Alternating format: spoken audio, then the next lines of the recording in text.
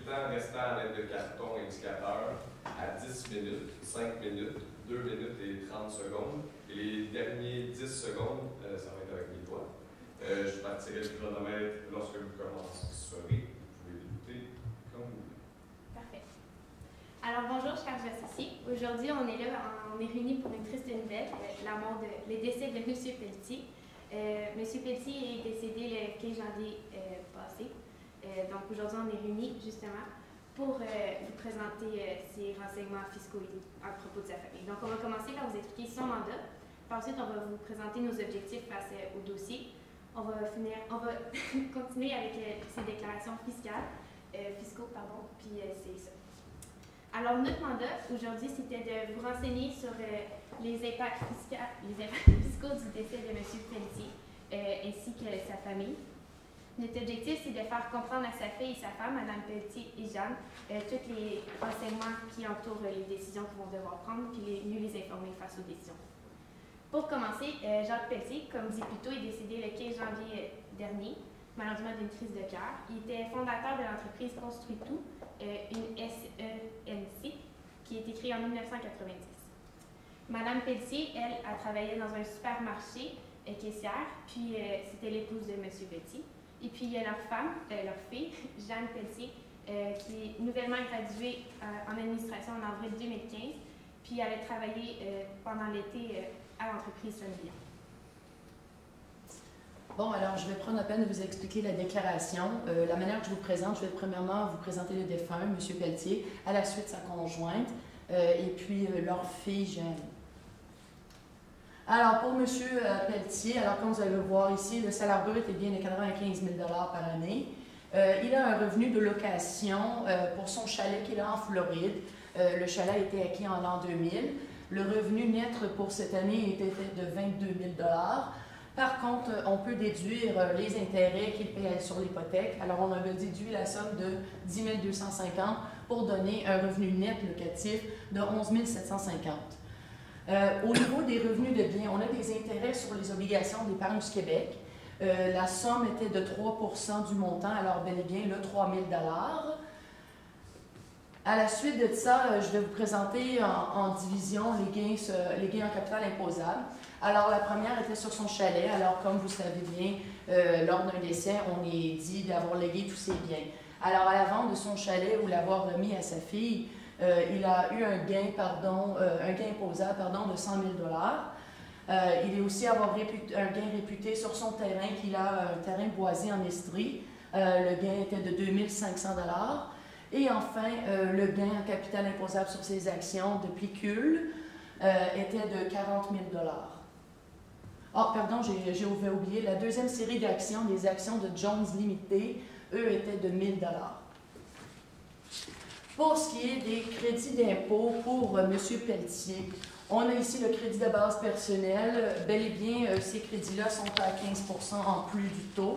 Alors, vous voyez ici le crédit de base. On a aussi le crédit pour conjoint. Enfin, ce qui arrive ici, monsieur n'est pas éligible dû au fait qu'on a déduit le revenu net de madame. Le crédit pour emploi. Et enfin, ici, on vous parle du crédit de régime de pension canadien ou bien le RPC. Le régime d'assurance, le régime de pension québécois et puis le régime québécois d'assurance parentale, en fait, tous ces crédits-là. Nous n'avons pas eu l'information de ce qui était payé, alors il peut déduire la somme payée à concurrence du maximum, bien entendu.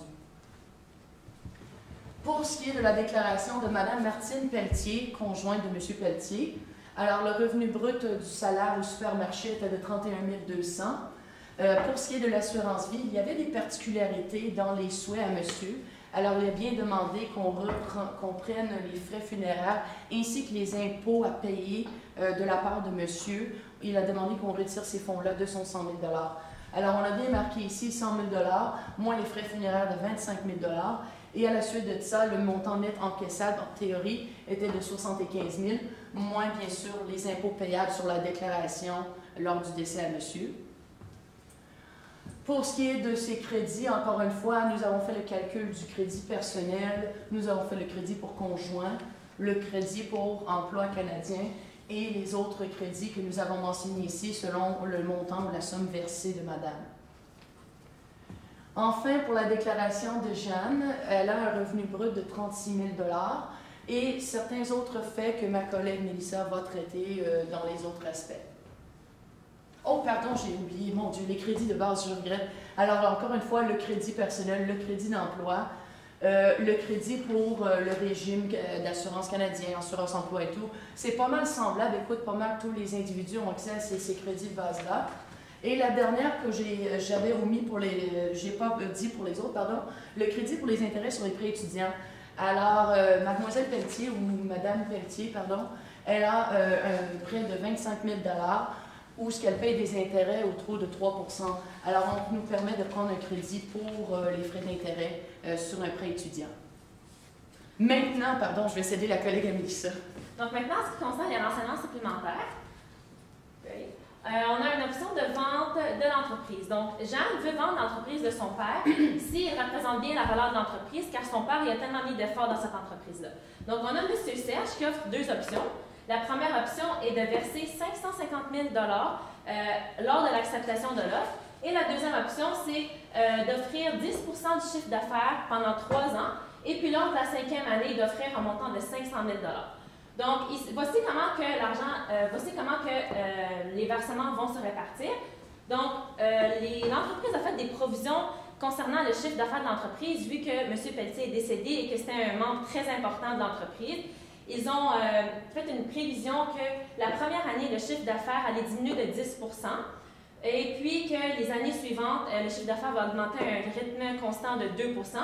Donc, la première année, selon ces prévisions, Serge va verser 45 000 $, la deuxième année, 45 900 $, la troisième année, 46 818 $, qui va faire un total de 137 718 $, et puis le 500 000 $ lors de la 5e année.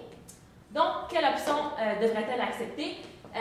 Donc, selon nous, ce serait l'option 2, pour plusieurs éléments autres que les chiffres en tant que tels. Donc, on a l'inflation. Donc, on dit toujours que l'argent d'aujourd'hui vaut plus que l'argent de demain, car l'inflation, comme c'est maintenant, elle augmente. Il y a les risques de non-paiement. Donc, pour l'option 1, elle reçoit l'argent directement, donc il y a un risque de non-paiement moindre que l'option 2. Il y a la stabilité de l'entreprise. Vu qu'un membre important de l'entreprise est décédé, l'entreprise est moins stable cette année, mais on voit que les prévisions nous montrent qu'elle va augmenter durant les prochaines années. On a l'imposition du montant. Donc, pour l'option 1, Jeanne va recevoir un montant de 550 000 $, puis elle va être imposée sur ce montant-là durant l'année 2016. Donc, c'est un extrêmement gros montant. Tandis que l'option 2, l'impact fiscal, il est divisé sur plusieurs années, donc c'est plus avantageux pour elle. Et puis, il y a l'investissement. Donc, pour l'option 1, elle va recevoir un montant de 550 000 $, comme j'ai dit. Elle pourra utiliser ce montant-là, l'investir, puis accumuler des intérêts là-dessus, tandis que l'option 2, elle aura moins la chance de le faire tout d'un coup. Par contre, si on regarde, si on compare l'impact de l'imposition sur le montant et puis l'investissement, on remarque que l'imposition est beaucoup plus forte parce que le taux va se situer autour de 29 % d'imposition, tandis que l'investissement, on a une prévision que le montant d'intérêt maximal qu'elle pourra retirer, c'est 5 %. Donc, c'est pour ça qu'on utilise l'option 2. Maintenant, pour la fiducie, donc Jeanne voulait savoir comment on crée une fiducie, et c'est simple, il faut simplement aller voir un notaire québécois pour créer cette fiducie. Les conséquences fiscales, c'est qu'elle va devoir produire une déclaration d'impôt pour fiducie, donc la T3. Puis on a d'autres options pour elle qui pourraient être plus avantageuses. Elle pourrait créer un régime enregistré d'épargne d'études pour sa fille. Donc, puis les avantages là-dedans, c'est que le gouvernement va contribuer aussi dans ce régime-là. Les intérêts gagnés sur le capital investi sont imposables dans les mains du bénéficiaire. Donc, cela va diminuer l'avantage, l'impact fiscal pour le contribuable. Et puis, le capital peut être retourné au contribuable sans imposition si l'enfant ne décide pas d'aller poursuivre des études postsecondaires. Maintenant, en ce qui concerne les actifs de M. Pelletier, on a des informations que son REER a été divisé un tiers qu'elle a à sa fille, 2 tiers qu'elle a à sa femme, puis on a quelques options pour sa femme. Donc, elle peut soit encaisser l'argent encaisser l'argent ou le rouler dans son compte REER. Les obligations d'épargne du Québec vont aller à sa fille, le chalet en Floride aller à sa fille, et puis son véhicule, c'est un bien usage personnel, donc la perte dessus n'est pas admissible. Et puis, ce qui concerne la dividende à recevoir, on a un montant de 5 000 $, donc il n'a pas encore été versé, mais lorsqu'il va être versé, il va falloir regarder le T5, et puis ça va être déterminé si c'est une dividende déterminée ou non déterminée, puis ça va être déjà majoré sur le T5. Et puis, on va avoir un crédit d'impôt pour les dividendes, dépendamment si elle est déterminée ou non déterminée. Donc, en ce qui concerne les informations reçues de construction tout, on a des pertes sur investissement qui vont être reportables dans les années futures selon l'article 110.1, puis ces pertes sont seulement déductibles contre des gains en capital. En ce qui concerne la voiture de Tom, on a pu déterminer qu'il y a un droit d'usage et des frais de fonctionnement, vu que c'est l'entreprise qui alloue cette voiture-là à Tom. Donc, le droit d'usage, on l'a calculé à 5 760 $. Et le frais de fonctionnement, on a choisi l'option 1, car il a le droit à 50 % du droit d'usage, vu qu'il l'utilise pour plus que 50 % aux fins d'affaires. En ce qui concerne l'avion privé, on nous a informé qu'il y avait une portion personnelle pour les épouses des personnes qui vont là. Donc ça va être un avantage imposable pour les employés. Et puis les congrès, selon la loi, chaque employé a le droit à 2 congrès déductibles par année. Puis les repas durant le congrès sont limités à un montant maximum et non à la règle de 50 %. Donc ça, c'est les employés qui vont devoir en tenir compte. Bon, bien, avant qu'on conclue, j'allais justement ajouter, malheureusement, on n'a pas ajouté ça pour vous présenter sur un diapo, mais on allait vous parler par rapport aux options écologiques. On a regardé à certaines idées entre nous comme firme pour vous présenter. Nous avons pris comme hypothèse que la compagnie était bel et bien dans la construction. Alors, on a voulu regarder des initiatives pour prendre du matériel recyclé lors de soit la construction d'immeubles ou de chaises, quoi que ce soit. On n'a pas nécessairement précisé qu'est-ce qu'on pourrait faire avec ça, mais il y avait l'option des options écologiques, du matériel recyclé, etc. Aussi, au niveau de l'entreprise comme telle, l'administration, on a vraiment voulu proposer que dorénavant, soit la fille, si elle décide de garder l'entreprise, ou bien si elle décide de le vendre à M. Serge, on voulait pouvoir donner une idée à la business de vraiment aller autant électronique que possible. De nos jours en affaires, nous croyons comme firme que ça se fait quand même très bien. La numérisation de documents, la communication via courriel et tout, il n'y a vraiment plus raison nécessairement de faire ça sur papier de méthode traditionnelle. L'électronique, ça va vraiment bien.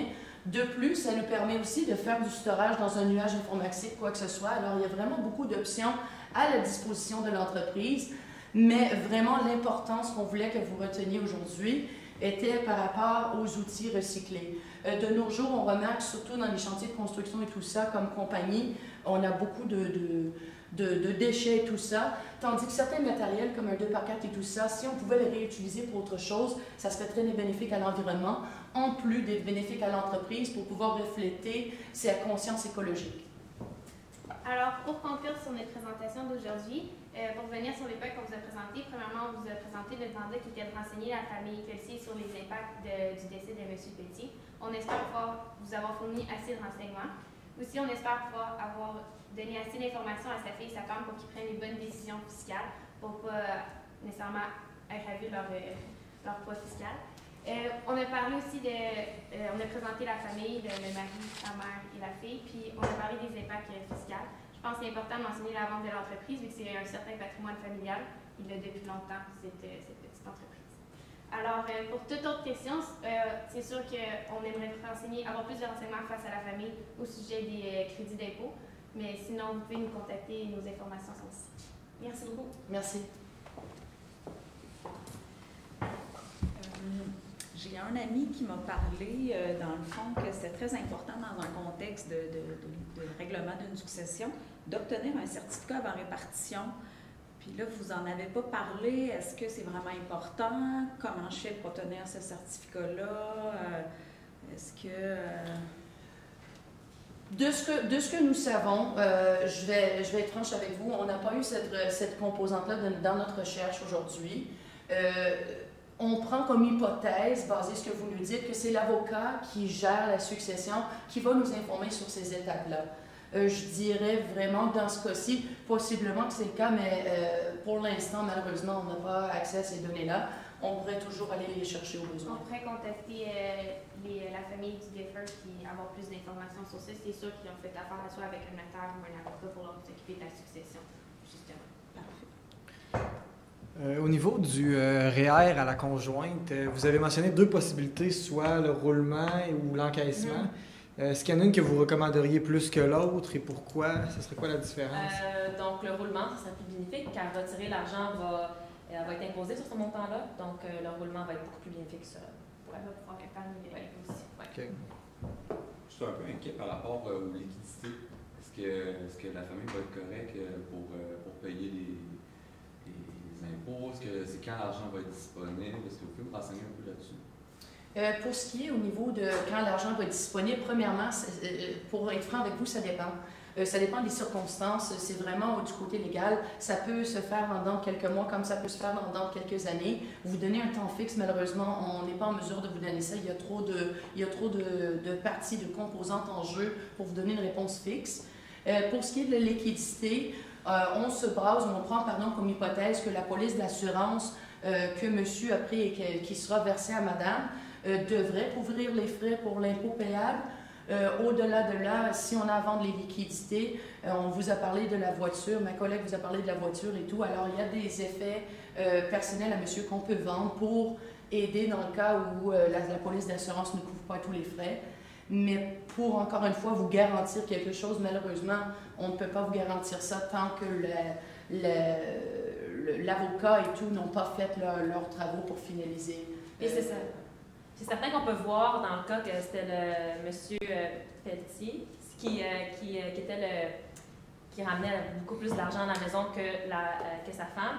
Et puis maintenant que sa fille elle a son entreprise, puis elle a l'option de la vente, donc cela va leur ramener de l'argent aussi en tant que famille. Et puis, c'est ça, donc la succession. Il y a les liquidités nécessaires aussi. Et par rapport à l'impôt payable, ça va être quand? C'est quand il va y avoir un montant d'impôt à payer? Ça va être quoi à peu près l'ampleur des montants? Pour quel... Pour les défunts. Pour le défunt. Pour ce qui était, malheureusement, nous n'avons pas terminé le calcul pour l'impôt payable pour monsieur, simplement parce qu'il y avait, comme vous avez pu voir, il y avait plusieurs choses et les crédits qui étaient encore listés, qui étaient encore énumérés là. Quand est-ce que ça sera dû? Bien, une fois la déclaration est faite à monsieur, il est décédé au mois de janvier. Alors, cette déclaration à lui est due quand même en bonne date, la fin du mois d'avril, comme tout le monde pour individu. Pour individu. Et par la suite, sa somme due sera due le 30 avril aussi. 30 avril de quelle année? En 2016? Oui.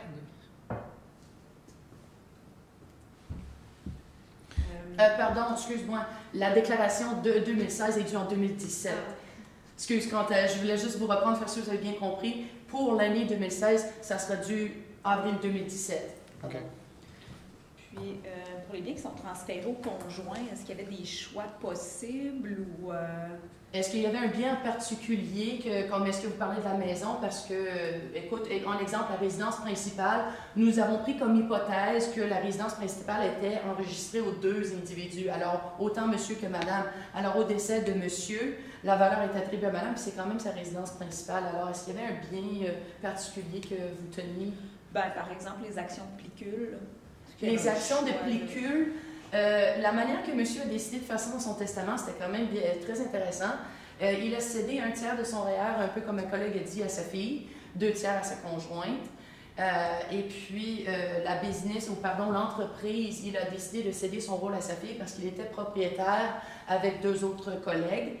Et puis, il y avait une autre composante, ça m'échappe tout de suite, mais la fille, elle avait autre chose. Et tous les autres biens étaient cédés à sa femme.